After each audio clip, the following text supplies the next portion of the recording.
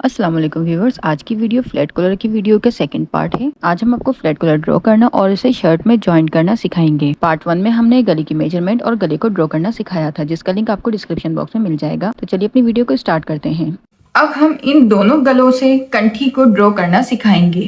पहले हम दोनों गलों पर ऊपर वाले किनारे से आधा इंच का निशान लगा देंगे, जो कि हमारे शोल्डर जोड़ने के मार्जिन में जाएगा। ये आधा इंच का हमने इसमें निशान लगा दिया और आधा इंच का हम आगे वाले गले पर भी निशान लगा देंगे। अब हमें मर्दाना बुकरम ले लेनी है। मर्दाना बुकरम इस तरह की होती है, इस तरह से कपड़े वाली बुकरम, और लेडीज बुकरम इस तरह से होती है, पतली। हम मर्दाना बुकरम पे बनाएंगे ये कंठी। बुकरम को हमें इस तरह से हाफ फोल्ड करके डबल कर लेना है और बैक साइड का गला इस तरह से सेंटर वाले क्रीज से मिलाते हुए ड्रॉ कर लेंगे। ये जो हमने सिलाई के मार्जिन का हाफ इंच का निशान लगाया था, इसको भी हम यहाँ पर निशान लगा देंगे और यहीं तक हम अपना गला ड्रॉ करेंगे। अब हम फ्रंट साइड के गले को इस तरह से सेट करेंगे, हाफ इंच के मार्जिन से ही और पीछे वाले गले के हाफ इंच के मार्जिन तक। इन दोनों निशान को इस तरह से मिलाएंगे और गले को इस तरह से क्रॉस में रखेंगे, जिससे हमारा ये शेप सी की तरह बने। याद रहे, आपको ऐसे नहीं रखना है, गला इस तरह से रखना है। इस वाली लाइन को थोड़ा स्ट्रेट करते हुए ऐसे ऐसे सी का शेप देते हुए हमें अपने गले को सेट करना है और फ्रंट साइड के गले को भी ड्रॉ कर लेना है। इस तरह से हमने गले को ड्रॉ कर लिया है और किनारे वाले साइड को भी हम यहाँ पर ड्रॉ कर लेंगे। ये इस तरह से हमारी सी शेप की कंठी बन गई है। अब कंठी का जो हमने 0.2 इंच गले के साइज में माइनस किया था, वो हम इस गले की लाइन के नीचे ड्रॉ कर लेंगे। इस तरह से गले की लाइन से हम नीचे 0.2 इंच का निशान लगाएंगे। अब तमाम निशान को मिलाते हुए लाइन ड्रॉ कर लेंगे। इस तरह से हमने पूरे गले के शेप के साथ 0.2 इंच का निशान लगाए और तमाम निशान को मिलाते हुए लाइन ड्रॉ कर ली है। बाज़ दफ़ा किसी से गला खिंच जाता है तो कंठी थोड़ी सी छोटी पड़ जाती है, इसलिए हम यहाँ से हाफ इंच की कंठी को बढ़ा लेंगे और इसी शेप से हम 2 पॉइंट वाली लाइन को पूरा कर देंगे। कंठी जोड़ने के बाद जो एक्स्ट्रा बुकरम बचेगी, उसको हम कंठी के साथ ही डायरेक्ट फोल्ड करके कमीज में ज्वाइन कर देंगे। वो तरीकेकार मैं आपको कंठी जोड़ते वक्त बताऊंगी। ये जो गले का तैयार वाला साइज है, इस लाइन को हम कट कर देंगे और ये जो 2 पॉइंट वाली लाइन लगाई है, इस लाइन से हम अपनी टोटल कंठी मेजरमेंट कर लेंगे। टोटल कंठी का साइज हमारे पास 0.7 इंच है, हम 0.7 इंच लगा लेंगे। अगर आप कंठी का साइज 1 इंच रख रहे हैं तो आप 1 इंच का मार्क करेंगे, लेकिन हम चूंकि 0.7 इंच रख रहे हैं तो हम 0.7 इंच का निशान लगा लेंगे। इसी तरह पूरे शेप में हम 0.7 इंच का मार्किंग करेंगे और लाइन ड्रॉ करके कंठी को कटिंग कर लेंगे। ये हमारी कंप्लीट कंठी ड्रॉ हो चुकी है। अब हम इस कंठी को कटिंग कर लेंगे। ये हमारी सी शेप की कंठी कटिंग हो चुकी है, जिसे हमने अपने कटिंग वाले गले से मेजरमेंट करके बनाया है। अब हम कंठी कटिंग का दूसरा मेथड आपको बताएंगे, जिसे हम कमीज के जरिए ड्रॉ करेंगे। डायरेक्ट कमीज से फ्लैट कॉलर को कटिंग करने के लिए हमें पहले स्लिट बना लेनी है।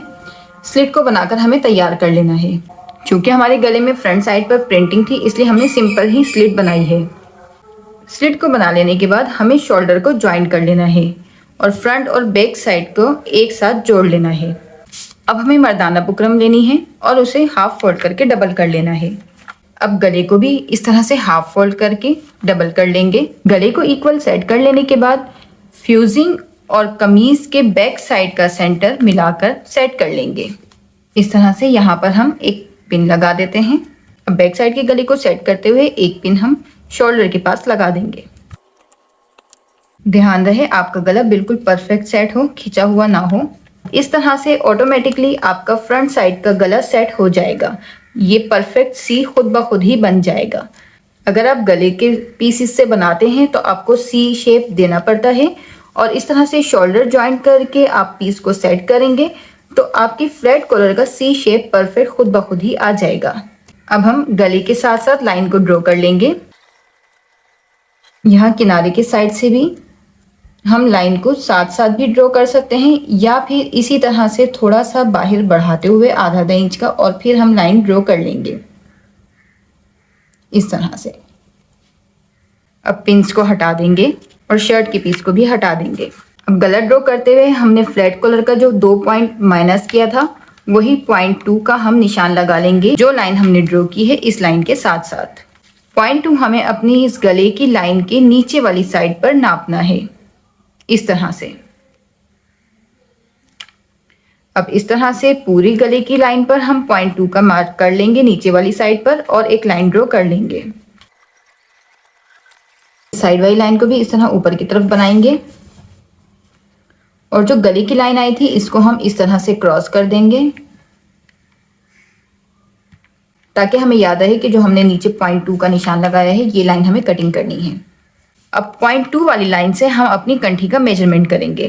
कंठी अगर आपको 1 इंच रखनी है तो आप 1-1 इंच का निशान लगा लेंगे पूरे गले के साइज पर और एक लाइन ड्रॉ करके उस साइज पर हम कटिंग कर देंगे।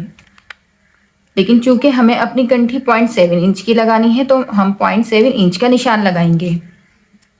पूरे शेप में हम 0.7 इंच का निशान लगाकर लाइन ड्रॉ कर लेंगे और कंठी को कटिंग कर लेंगे। इस तरह डायरेक्ट कमीज को सेट करने के बाद हम अपनी परफेक्ट कंठी काट सकते हैं। अब हम इस कंठी को कपड़े पर चिपका लेंगे और कपड़े पर तैयार करने के बाद इसे कमीज में ज्वाइन कर लेंगे। दोनों तरफ से जो आधा इंच हमने एक्स्ट्रा लिया था इसे हम कंठी ज्वाइन करते वक्त जो एक्स्ट्रा हमारे पास कंठी बचेगी उसको डायरेक्ट ही अंदर की जानिब फोल्ड कर देंगे और फिर सिलाई लगा देंगे। इस तरह से हमारी कंठी छोटी भी नहीं पड़ती है और फिनिशिंग भी आ जाती है। तो चलिए अब कमीज में कंठी जोड़ना सिखाते हैं। कंठी को हमने कपड़े पर चिपका लिया है और तमाम साइडों से हमने मार्जिन का कपड़ा छोड़ते हुए कपड़े को कटिंग कर दिया है। अब कपड़े का एक और पीस हमें ले लेना है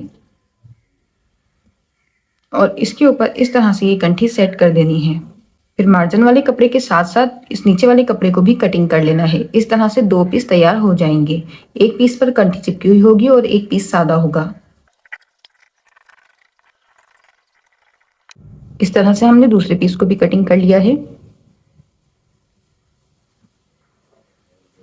अब बगैर फ्यूजिंग वाले पीस को उठाकर साइड पे कर देंगे और जिस पीस पर फ्यूजिंग वाली कंठी चिपकी हुई है इसमें हम नीचे वाली साइड का जो फैब्रिक है उसे ग्लू की मदद से फ्यूजिंग के ऊपर चिपका देंगे। इस तरह से हमें फ्यूजिंग के ऊपर लाइट लाइट ग्लू लगाना है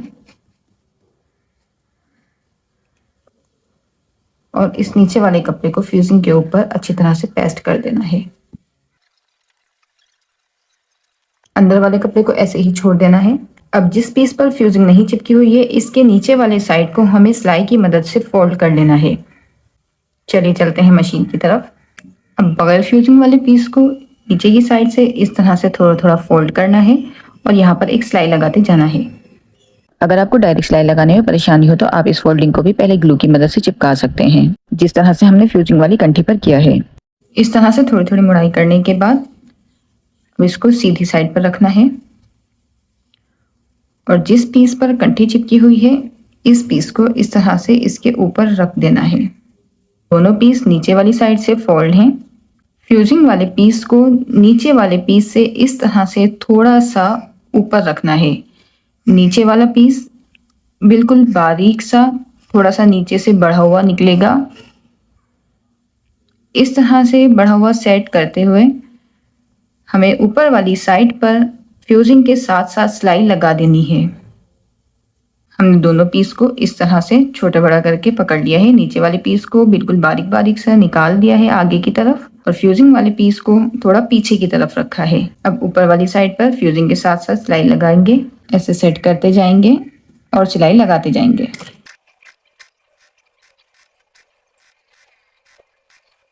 देखिए सब तरफ से हमारा नीचे वाला कपड़ा बाहर की जानिब निकला हुआ है थोड़ा थोड़ा।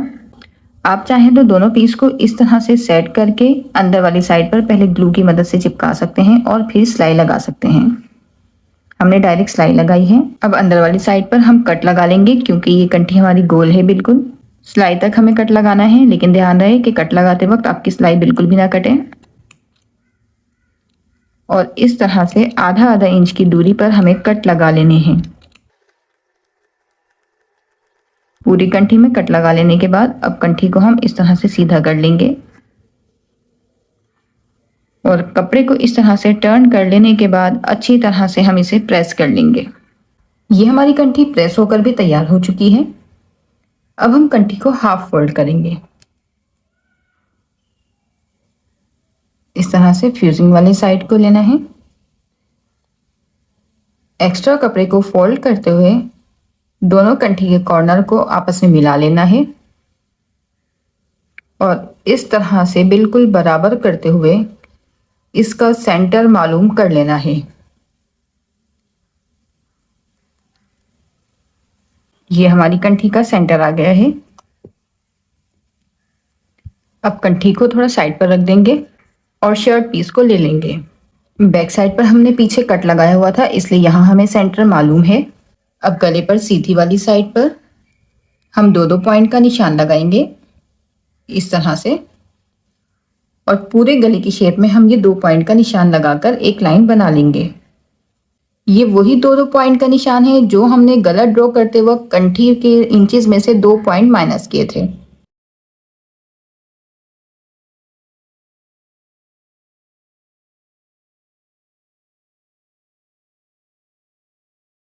इस तरह से हमने पूरे गले में 2 2 पॉइंट का निशान लगा लिया है। अब हमें इस तरह से गले को बिल्कुल सीधा कर लेना है और सेंटर के निशान से 2 पॉइंट वाले हिस्से पर हमें ग्लू लगा लेना है।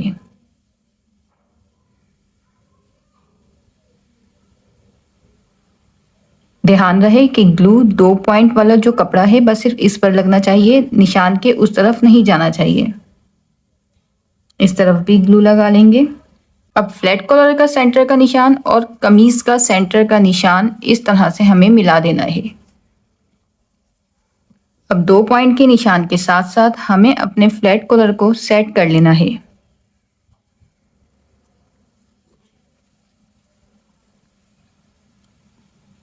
इस तरह से निशान के साथ साथ फ्लैट कॉलर को सेट करते जाएंगे और चिपकाते जाएंगे।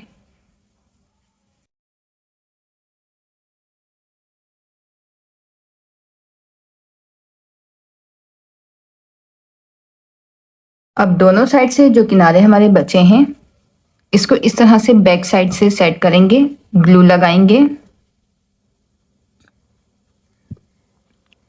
और इस एक्स्ट्रा फ्यूजिंग के साथ ही कपड़े को हमें स्लिट के साथ साथ फोल्ड कर देना है इस तरह से।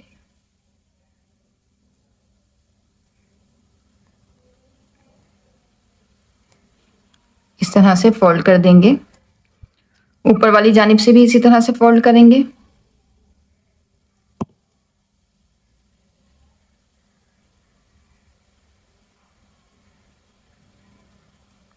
दूसरी तरफ से भी इसी तरह से फोल्ड कर लेंगे।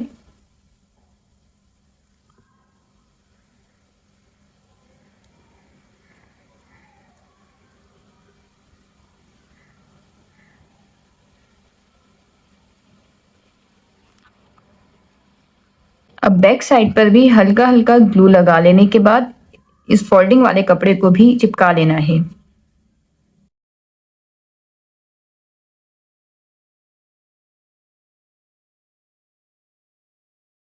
पूरी फ्लैट कॉलर को चिपका लेने के बाद शोल्डर वाली सिलाई को बैक साइड की जानिब हमें सेट करना है।